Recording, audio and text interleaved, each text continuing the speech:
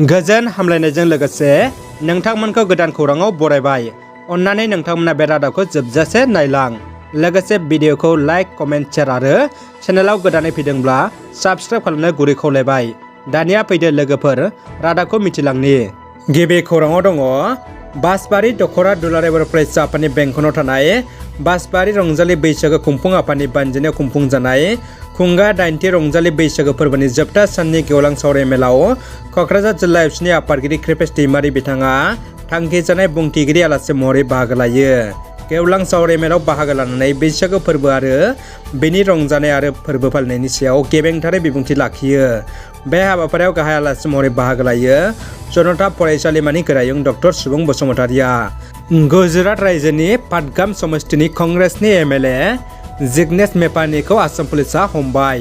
थांनाय बावैसो सान सिगां गाहाय मन्त्रि नरेन्द्र मदिनि सायाव सहायथावै टुइट खालामनायनि हेंथायै क'क्राझार जिल्लानि 7 नं फगिराग्राम अपेन BTC बियाबनि MCLA BTCनि मावफुं सोद्रोमा अरुप कुमार देशमुखआ क'क्राझार पुलिस थानायाव गसर होनायनि उनाव क'क्राझार पुलिसा गुजरात रायजोनि आहमेदाबादनि पालानपुर सार्किट हाउसनिफ्राय हमना क'क्राझार कर्टआव लाबोयो।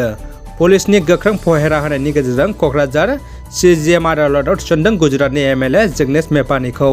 उदालगुरि जिल्लानि खाग्राबारियाव गोदानै बारदै सिख्ला रंजासालि कालचारेल स्टेज लुफुंनायनि थाखाय जायगा आरो खाग्राबारि हाथाइसालिखौ सिरिबाङै लुफामफिननायनि थाखाय मैया नायगिदिंनाय जायो। नायगिदिंनायाव बाहागो लायो बिटिआरनि हारिमु आरो गेलेमु बिफाननि मावफुं सोद्रोमा दावबायसा बर'आ। दानिया फैदो गुबुन मोनसे खौराङाव। ढेकियाजुलि सिराजुलिनि नफाम गामियाव स्रोद सुलुंनि गेजेरजों संदाननानै ढेकियाजुलि पुलिस हान्जानि सिग्रोमनायाव 10 केजिजों लोगोसे 3 गान्जा फालांगियारि आरो गंसे मटर साइकेलजों लोगोसे गंसे बिलाखि गारि खानो हायो। बेआइनै गान्जा रोगाग्रा खाजानाय 3 सुबुङानो जाबाय खोरोमदाव ब्रह्म, कासेम आली, अनसाय बसुमतारी। बेआइनै गान्जा बोग्रा मटर साइकेलनि नाम्बारा जादों AS-14B2649 आरो लोगोसे बिलाखि गारि नाम्बारा जादों AS-12AB7230।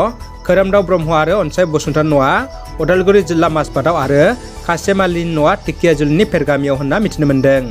चिरां जिल्लानि सिङाव थानाय सान्थिफुर गोजौ फरायसालियाव आजादी का अमृत महोत्सव फालिथायखौ लोब्बा लाखिनानै सान्थिफुर गोजौ फरायसालियाव ब्लक लेभेलनि हेल्थ मेला हाबाफारि लादों।